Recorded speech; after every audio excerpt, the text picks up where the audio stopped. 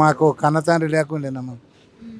ఏం ప్రాబ్లం వచ్చినా 10 రూపాయలు. ఇప్పుడు రైతు ఇంతవరకు 2 సంవత్సరాలు ఈ రేవంత్ రెడ్డి రాకుండా ఉండింటే నువ్వు ఒక్క పైసా బాకీ లేనట్లు సేద్యం వ్యవసాయం చేసుకుంటుంటుంది.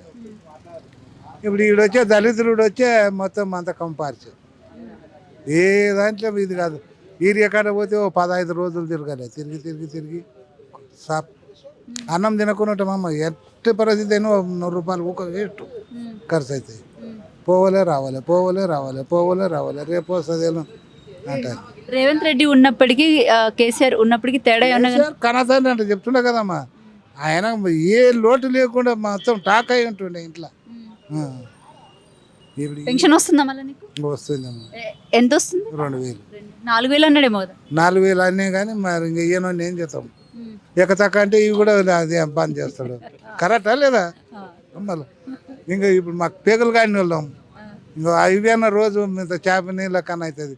ఆయపతనంగా జరగన నాకు 4000 ఇస్తానంటే అంటే ఉన్నది కూడా బుడతనం చేస్తే ఏం చేయాలి?